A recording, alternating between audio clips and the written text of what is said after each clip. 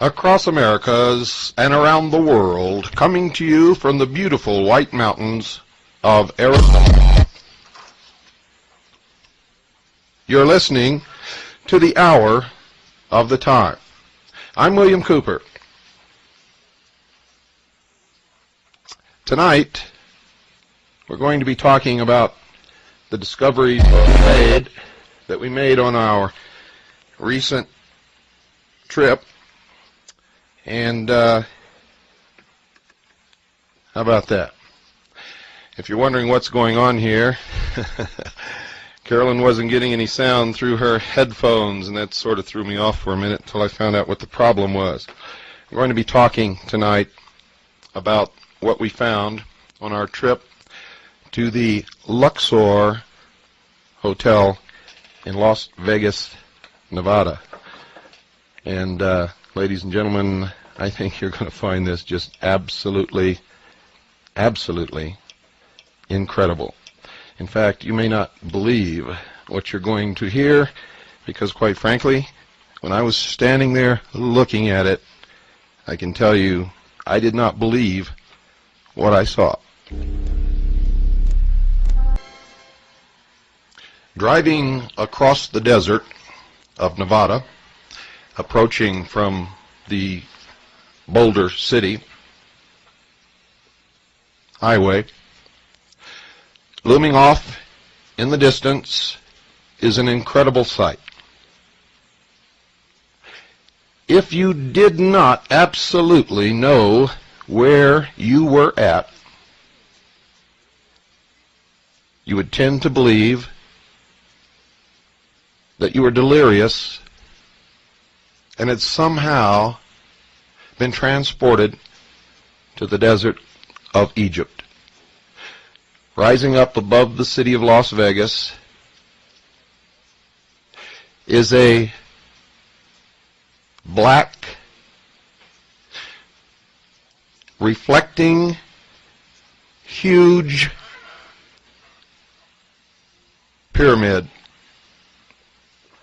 easily as big as the Great Pyramid of Cheops in Egypt. On the top of this pyramid is a crystal capstone, or what appears or looks like crystal capstone, reflecting the sunlight in every direction.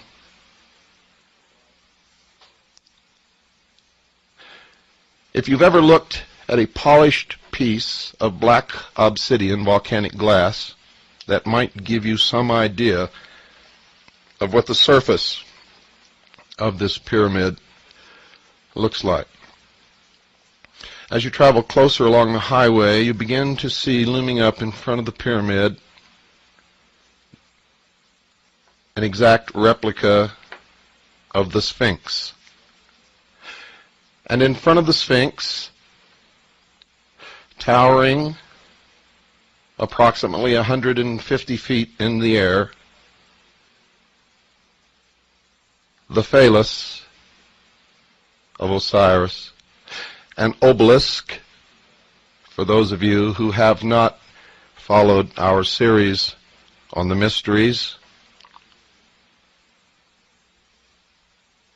and if you don't know what an obelisk is, I'm sure you're acquainted with the Washington Monument.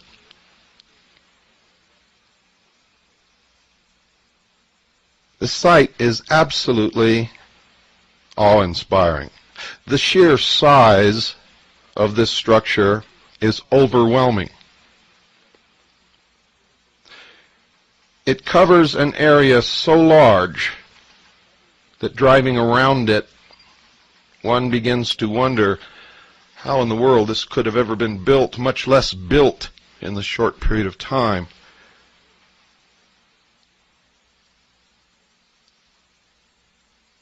That it was, in fact, assembled. During the time that the Luxor Hotel was under construction, a huge fence surrounded the area. They had armed guards on patrol. No one was allowed to watch the construction or see what was going on, except that part which loomed above the fence. No visitors were allowed to watch the construction, and no press was given access.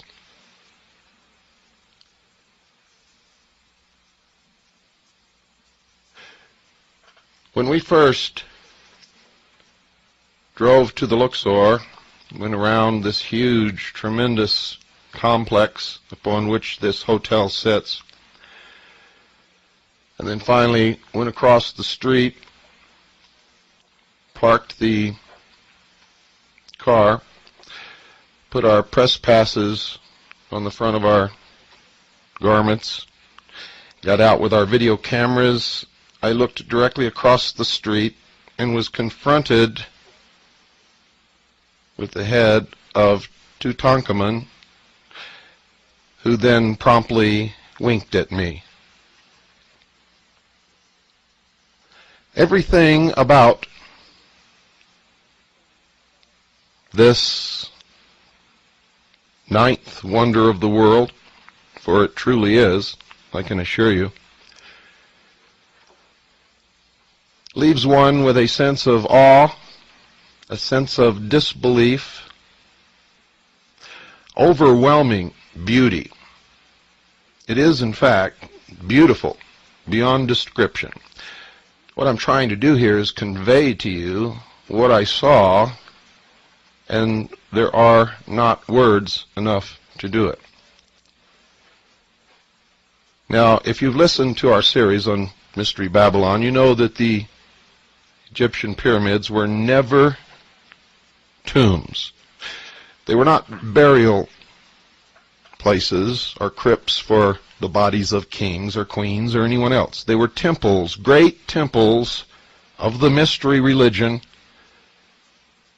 and they functioned for the purpose of initiation. I can assure you that the Luxor Hotel in Las Vegas is a temple of initiation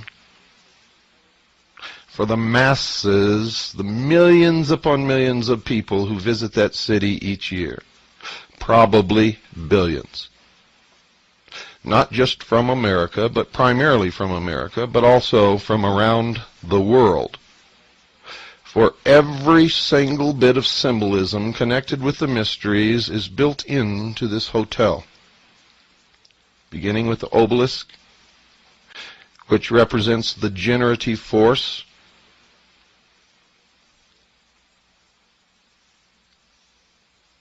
the Sphinx, which is to remind mankind that he is, after all, only an animal, you can think, and therefore is always engaged in this constant battle between the animal and the intellect. And then the great temple of initiation, the pyramid, this one with capstone intact, crystalline in nature, representing, as the sun reflects and glints off of every faceted side of it, representing the all-seeing eye.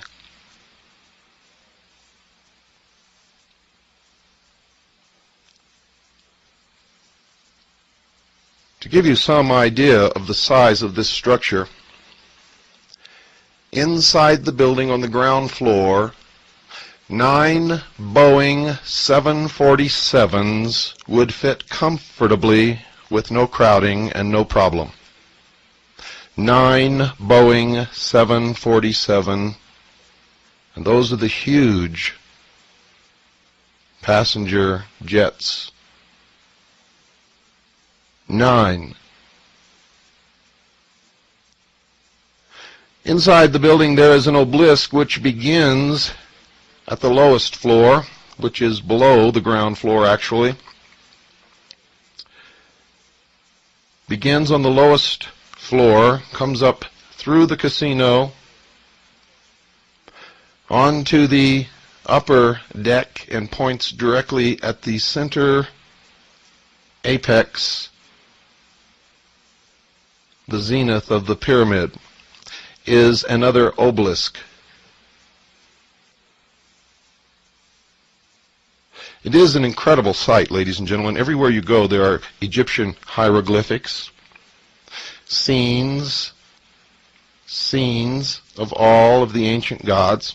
Remember, I told you all the old gods are returning. Boy, are they ever. The whole story of the Osirian cycle is unfolded. The Nile River is there, and in fact, the Nile River circumnavigates the entire lower level, and they have great Egyptian barges upon which people ride around the inside perimeter of this great pyramid. The rooms are all built into the outer walls. There are no rooms inside the walls. They are in the walls of the pyramid, and each floor is on a level that juts out above the floor below it all the way up. The elevators are inclinators, and they travel up to the different floors. 4 elevators or inclinators, one at each corner of the pyramid.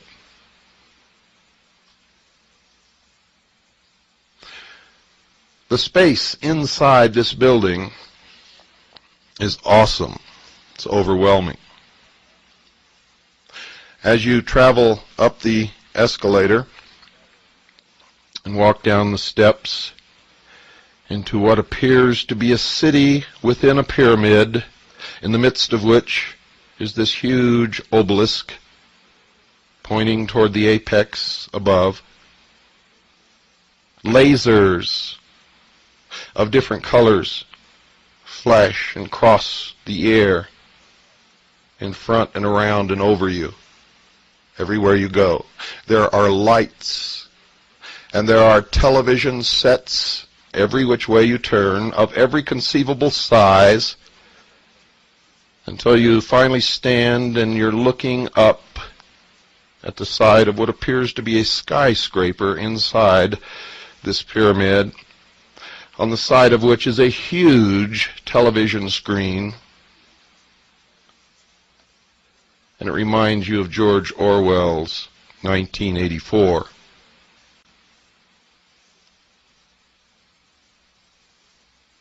That immediately comes to mind. For everywhere you look, there are eyes and television sets, just as what was described in 1984, or in Huxley's Brave New World.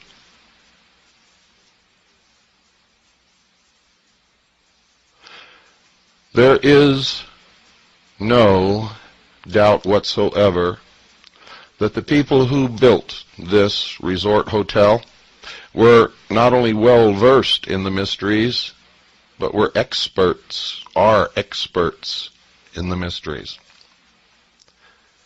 They understood everything. There is a 3-chapter episode consisting of 3 different rides or experiences, whatever you want to call it, called The Search for the Obelisk. And everywhere there are screens giving you little previews of these 3 different episodes or chapters. And you need 3 different places to go to experience this over a period of time.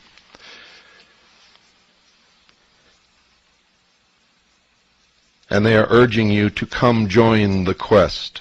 If you read my book and if you've paid attention during the mystery series broadcasts of the Hour of the Time, You know that at the heart and soul of all of what's happening in the world is the order of the quest. Benjamin Franklin talked about the order of the quest. He, in all actuality, was a member of the order of the quest. He was also a Freemason. He was also the Grand Master of the Lodge of Nine Muses. Thomas Jefferson was a member of this order of the quest, as was George Washington, and just about every one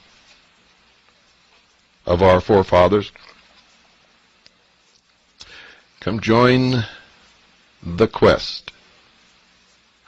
It's all about the discovery, 12,000 feet below the desert, of an ancient ruin, of an ancient civilization,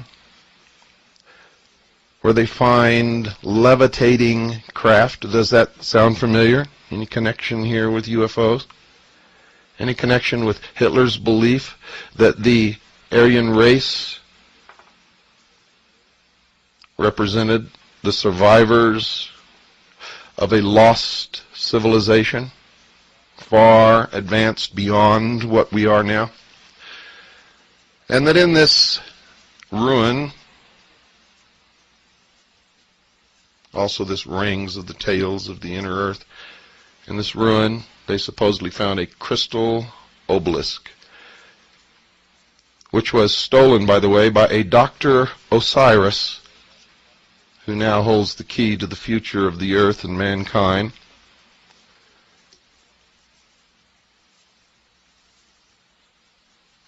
And everywhere you look are these plaques or emblems of the enlightened society for global transformation. The enlightened society for global transformation.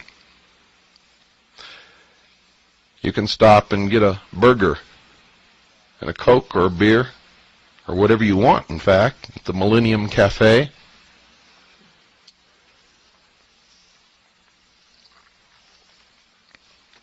I found it at first to be difficult to understand what was going on around me and to, in fact, keep from bumping into people, because everyone was so preoccupied with looking up or looking behind them that we were all constantly bumping into each other. Men, women, children, didn't matter. Temples, emblems of the snake were everywhere. Now, on that first day, I very wisely retreated to get my wits about me. I took a little bit of information with me.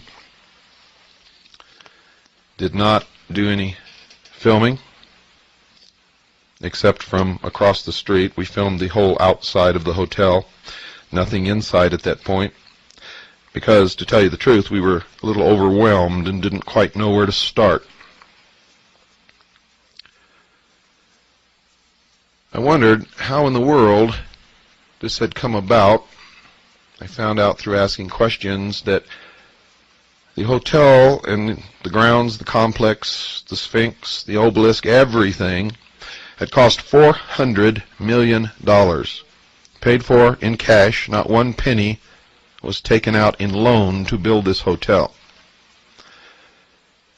Now, if you ever had dreams of going to Las Vegas to win your fortune, I would suggest you take those dreams, put them in an iron box, lock them up, and throw them in the deepest river that you can find. For that $400 million, ladies and gentlemen, represents only the Luxor Hotel, and it came out of the pockets of all of the visitors to Las Vegas who had visited these hotel casinos: the Circus Hotel Casino, the Excalibur Hotel Casino, the Slots of Fun Casino and Silver City Casino, the Circus Hotel Casino in Reno, Nevada, the Colorado Bell Hotel Casino in Laughlin, and the Edgewater Hotel Casino in Laughlin. For it is the group that owns this conglomerate of hotels that built the Luxor. And it became no surprise to me to find out that it was Circus Circus, which had also built the Excalibur Hotel. Now, if you listen to our series on the mysteries, you know that the Roman circus was built to take the attention of the people away from the emperor, to give them the games, to quench their thirst for blood and excitement, so that when they went home at night they were exhausted and didn't feel like rebelling. And it served the emperor well for hundreds of years. So they built the Circus Circus Hotel in Las Vegas. And then they built the Slots of Fun Casino, the Circus Circus Hotel Casino in Reno, the Colorado Bell Hotel Casino in Laughlin, the Edgewater Hotel Casino in Laughlin, and then they went back to their theme and built the Excalibur Hotel in Las Vegas, which has to do all about the legend of King Arthur and the search for the Holy Grail. Another quest. The Holy Grail in the mysteries has nothing to do with the cup that Jesus drank out of at the Last Supper. The Holy Grail in the mysteries, in fact, represents the bloodline of the house of David. Those believed by the mysteries to have the divine right to rule.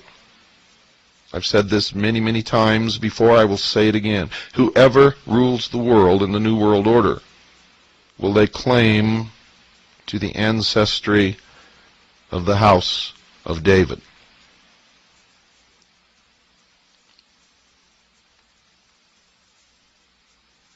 And then the Luxor, the ultimate temple of initiation that has ever been built throughout history.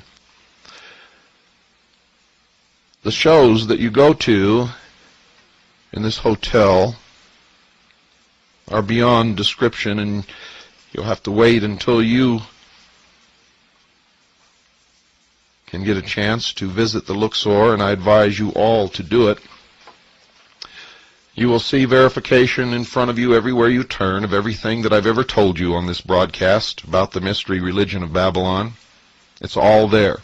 Nothing has been left out. As you go from show to show, you are indoctrinated slowly into the mysteries. You are told that if mankind does not change now, that the future will be bleak, if not non-existent, for mankind upon this earth. Everywhere you hear the phrase repeated, now is the time, now is the time, now is the time. The same phrase that kicked off the French Revolution and the Bolshevik Revolution is now being heard in America.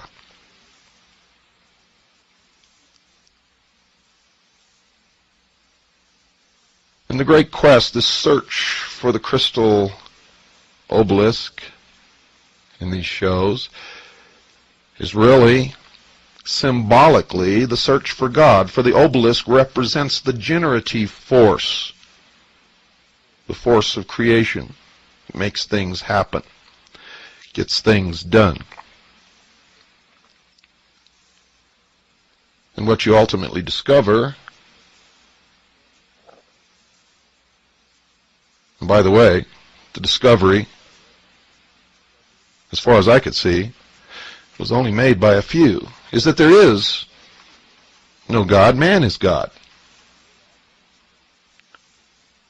That's the theme, and that's what you learn if you're paying attention. Most people that I saw were completely baffled. They had no idea what they were going through and couldn't even figure out the story. And that was amazing. It's amazing, it's entertaining, and it's very, very sad to watch sheeple trying to deal with this great esoteric religion that's all around them and not understanding one single piece of it. I saw it everywhere I went. People would come out of the first episode scratching their head and looking around and wondering what it was all about, what happened here, what, it was a fun ride. And I got to tell you, folks, the ride on that first episode, well, I can't describe it. I will tell you this.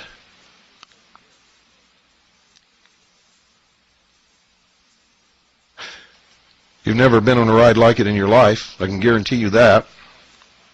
It is virtual reality. And by the way, they have a virtual land there where you can pilot an F-14 Tomcat if you want. And I mean, when it goes up, you go up. If you do a flip, if it does a flip, you do a flip. And you're in that cockpit. And you take off, and you land, or you crash, or you go straight up until you stall and fall back down to the earth. This is an incredible place. Now, when I did the episode explaining the meaning of the movie 2001, and that's why I used that music again on this program to remind you all of that. When I explained to you the meaning of 2001, in that movie there was an obelisk, a monolith, a stone, black, remember? Smooth, shiny, everything was reflected in it. And remember when the astronaut went out to investigate it, he couldn't find an opening, and finally he pulled up a piece of it, looked inside, and there was another universe. Well, I got news for you, folks. That stone makes up, on the inside, a huge monolith.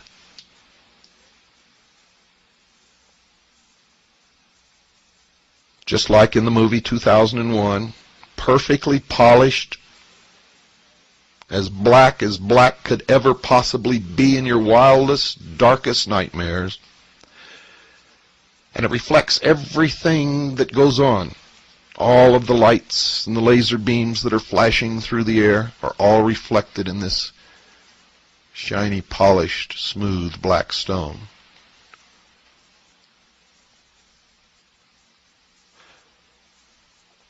It resembles the stone in the meditation room of the United Nations.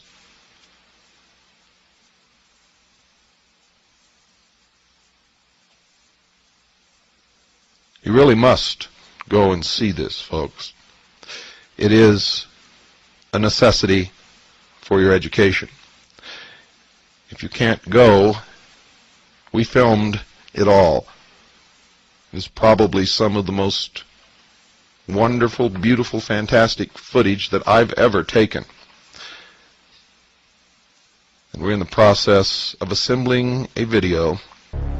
What you're hearing tonight, ladies and gentlemen, is the indoctrination of the masses, the sheeple, into the exoteric meaning, not the esoteric, mind you. Only those of us who have been studying that for many years really understand what we're looking at.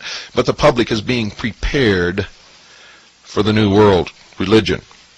Make no mistake about that. I was on the phone with Craig Smith this morning, who called to find out how the trip was. And we discussed this at some length. And he was amazed, and I felt myself, and I don't feel this too often, folks, totally inadequate to explain to him what is happening there. And we all must prepare for what's coming, for what is coming. For many of us is not going to be good. Many people will embrace the New World Order and the New World religion. They will not have to think anymore. They will not have to be responsible. Of course, they will have no freedoms. But Daddy will take care of them. Their every need will be furnished as long as they do what they're told, when they're told, how they're told, and worship the God that they're told to worship. Those people will be happy, but many of us will not be happy under those circumstances, and we need to prepare ourselves for the hardships and the trauma that is coming. And as sure as I'm speaking to you tonight, it is coming. A visit to the Luxor Hotel will bring this home to you quicker than anything that I can think of. And when you see the Excalibur right next door, and down the street, the Circus, all built by the same people, and all right out of the control mechanism of the ancient mystery religions of Babylon. You need to prepare, folks. You know, people kept asking us to try to get some way where they could lay up a 1 or 2 year stock of food so that when things got tough, and if you don't believe that they will, Nintendo just moved its Seattle plant to Mexico. Remember I told you this was going to happen. It's going to continue to happen. They laid off 137 people, but that's just one of the first of many who will be doing this. We went out and contracted, negotiated, looked, finally found a food storage company that would give us a tremendous price break so that we could pass it on to you. We let you know about it. Many of you sent in requests for the information. We sent it to you. Not one person has taken advantage of it. So we're going to let it go. And you're going to have to pay retail for this stuff.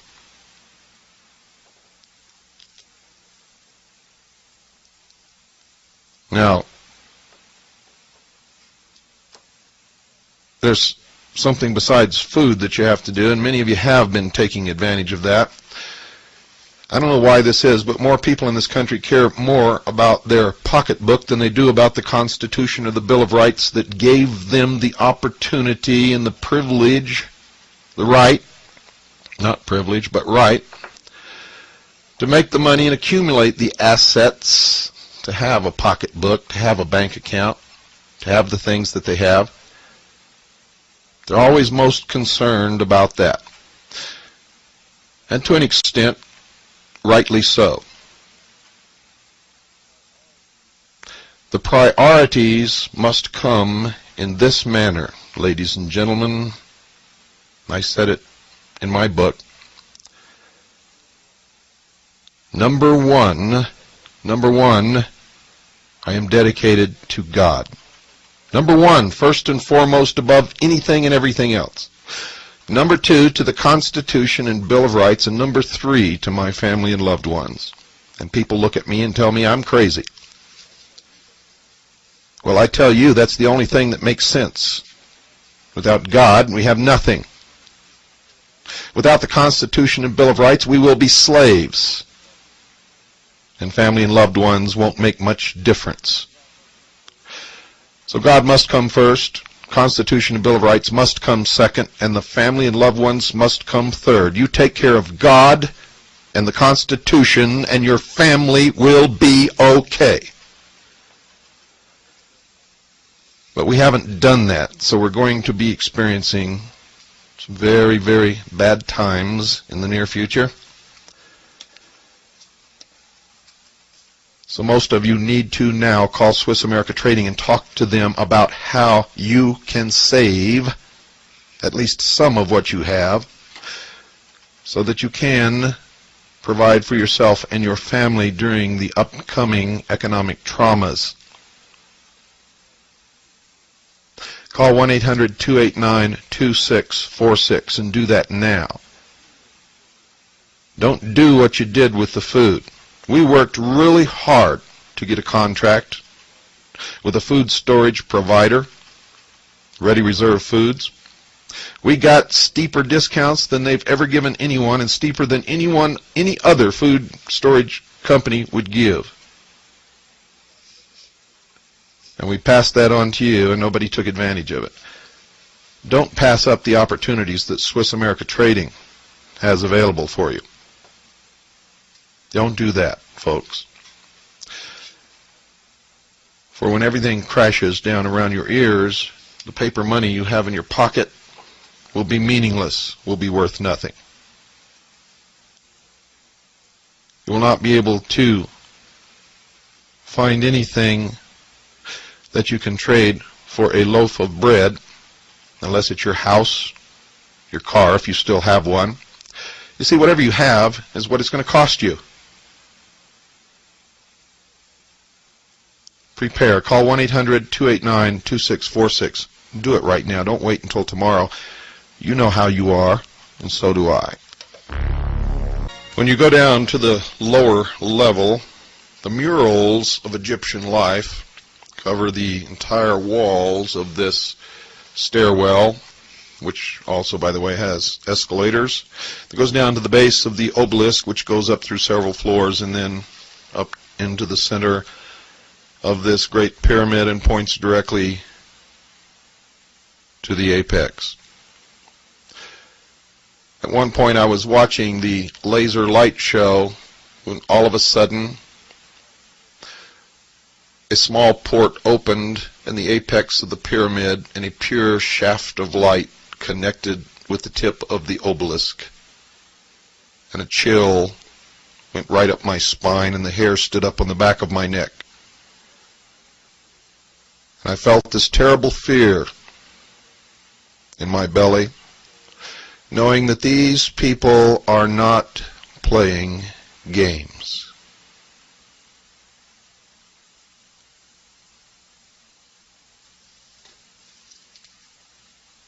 I was even more taken aback when all those standing around who had witnessed this laughed and giggled and pointed and thought this was just another wonderful part of the entertainment, having no conception of what they were witnessing. Luxor, by the way, means the source of light.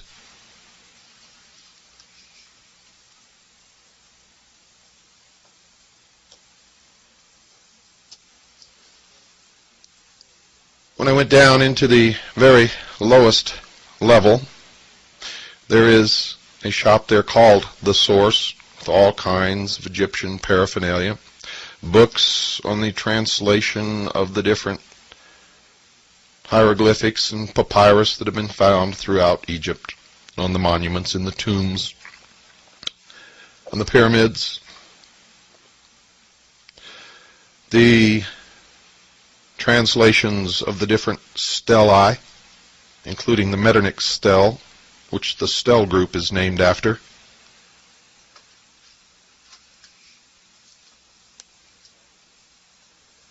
Next to that is a museum. There's a complete reproduction of Tutankhamun's tomb. Then I began to see these photographs of dancing girls and men in chariots, and these were photographs. These were not paintings or prints. These were photographs.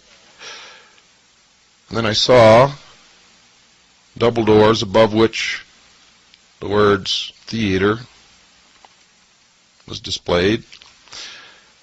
Again, pinned on my press pass, went through those doors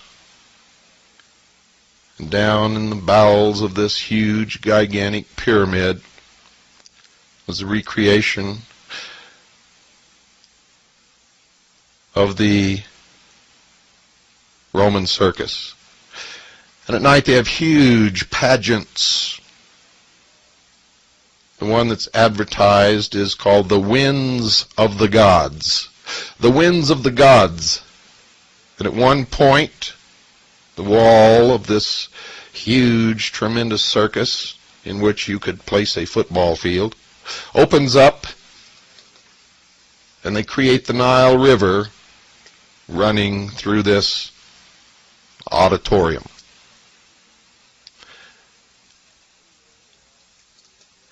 Everywhere there are people who will answer your questions, and if you take the boat ride on the tour of the Nile, you will see recreations of all the great monoliths of Egypt, and they will tell you the story of the Osirian cycle,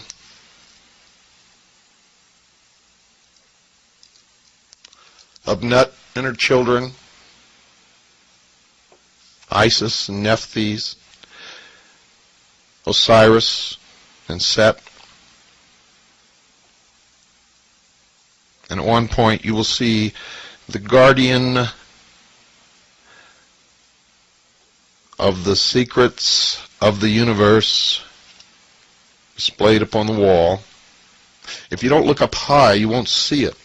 The only other place you see it is in the first episode of The Search for the Obelisk. This creature has the exact same facial characteristics and the exact same eyes as the supposedly alien creature on the cover of Whitley Strieber's book, Communion.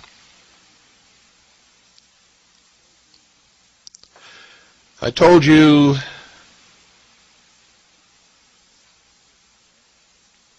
actually years ago when I first began my lecture tours, and all during these radio broadcasts, that all of these things are tied together. They are linked, just as your toe is linked to your head. You may look at your toe and say, that's a toe, it has nothing to do with my head, until you try to cut it off, and then you will find very quickly that it has everything to do with your head. You cannot separate the UFO phenomenon or the stories about aliens visiting the earth from the New World Order or from the mystery religions or from Las Vegas any more than you can separate your toe from your head without understanding at that point that you made a big mistake. In the Luxor, you can see all of this come together. It comes together very well. You might want to go out and get the latest issue of Time magazine, the January 10th, 1994 issue of Time magazine. That's the January 10th, 1994 issue of Time magazine. On the cover, you will see what I'm talking about.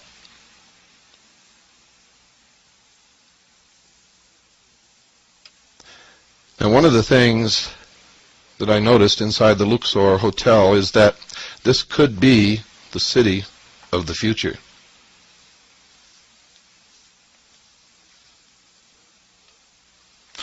People could live, work, eat, sleep, be entertained, be born and die, all within that pyramid.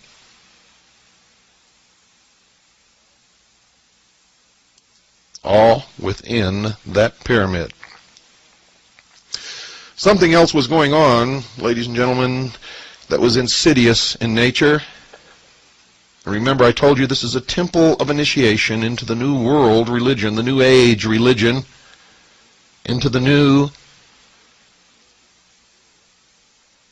brave new world, as Aldous Huxley would have called it, and did call it in his book. It came a decade late for George Orwell, but nevertheless it is the same. People are herded like cattle through these things that they pay to see. They're treated like stupid sheeple. And something else occurs that was so significant, I looked around me and could not believe that no one there but me understood what was happening. You go down to the lower level to a counter there and you buy your ticket for these things, and everything has to have this ticket. You are told to hold the ticket in your right hand. It has the UPC on the ticket. You're told not to hold it in your left hand. You must hold it in your right hand with the UPC facing outward from your hand. Every time you go into one of these events, one of these rides on the Nile River ride or the 3 episodes or anything, there's a scanner under which you are told to pass your hand, and it reads the UPC code on the ticket. There is an attendant standing there. They will not take your ticket and pass it under the scanner for you. You are to do that. It is a form of indoctrination, getting you used to passing your hand under a scanner to get something in return.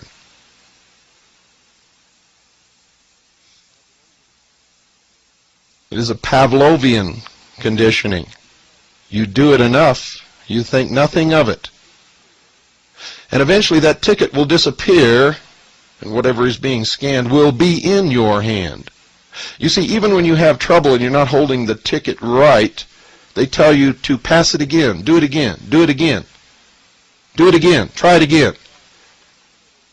Only when it becomes obvious that people behind are getting very upset with you holding up the line will the attendant take the ticket and pass it under the scanner for you. For this is a form of conditioning, and you cannot be conditioned if they do it for you. Everything in the Luxor Hotel is an indication of what is to come. Everything.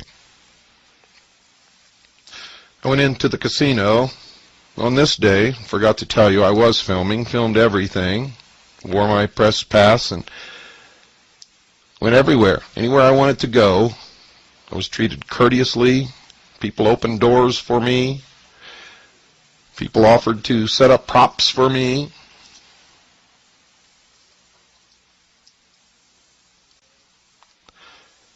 In the casino, around the center where the obelisk goes up through the ceiling, there are all the reproductions of the beautiful golden mummy cases and the masks, the death masks.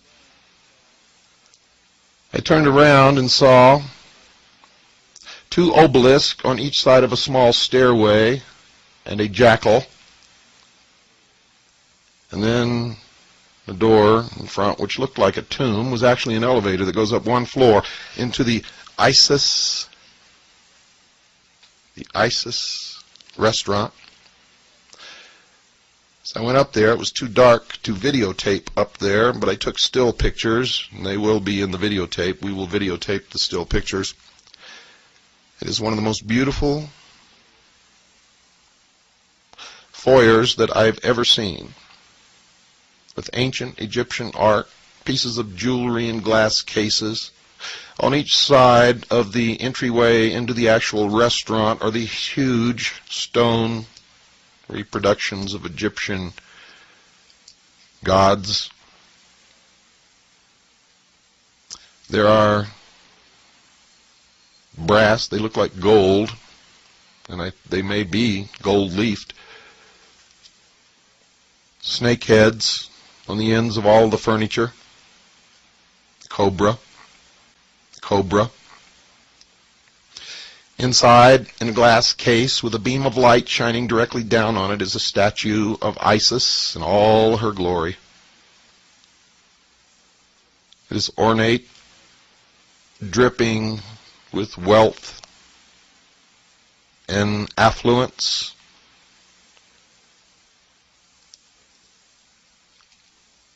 Everything, dear listeners, is designed to take you out of yourself and, surrounded by all of this symbolism, indoctrinate you into the New World Order. And you're so astounded and awed by the beauty of all of this that you fail to see the methods of control and the terrible religion and the God that you will be asked to bow to. Now, I'm a true constitutionalist. If you really wanted to bow to that God, I would fight for your right to do it, whether I approved or not. For I came to understand many years ago that if I deny you the right to practice your religion, you could also deny me the right to practice mine. I have no qualms with people practicing the religion they wish to practice. The problem I have is being lied to and deceived and manipulated into doing things and believing things and accepting the loss of freedoms and sovereignty through deception and lies and cunning wit, for the most part being enacted upon an unsuspecting, trusting people. That I despise. And I know that whatever new order or new world they create through these types of procedures will not be the utopia that they promise that it will be, will not be a wonderful world free from crime. No, ladies and gentlemen, it will just be another mountain of lies built upon the last mountain of lies. And someday, somewhere, someone is going to expose the original lie upon which all of this was built, and the whole structure will come tumbling down. I hope that the hour of the time is functioning in some way toward that end. Only you know the answer to that. I am constantly amazed that all of this is flaunted in front of the people. You see, it's all out in the open now for anyone who cares to look. And from our research, we found that it's never really been hidden during this century. Of course, the manipulations are built upon masterful lies. But if you want to do the research and look, you can always find the truth behind the lie because it's not hidden. The way that they've been able to get away with all of these things is very simply, they believe, and in most instances they're right, that most people don't want to think for themselves and will never look. Therefore, they don't even hide anything. That's a shame. It is, in fact, an indictment of all of the American people and the people of the world. It's always been my hope to be able to wake the sheeple so that they become real people whom we can then empower to save the penultimate achievement of all of mankind, and that is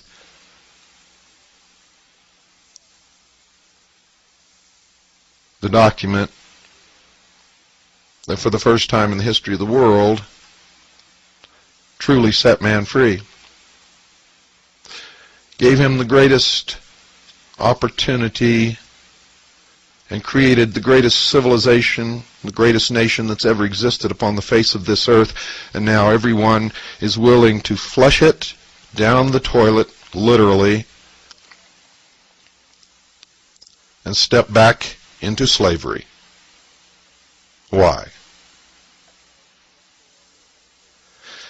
At night, the Luxor lives up to its name and is truly the source of light. As darkness falls, and they turn on the mechanism at the apex of the pyramid, the brightest light I have ever seen in my life, or that anyone on this earth has ever seen besides the sun, shines up through the center of the crystalline capstone, and a pure white beam of light, a shaft of light, reaches up into space, and it is one of only two natural man-made structures that can be seen from space. One is the Great Wall of China, and the other is the Luxor light. On a clear night with a dust-free atmosphere, the light can be seen as far away as Los Angeles and Phoenix, Arizona. It is truly awe-inspiring. Photographs of it are awe-inspiring.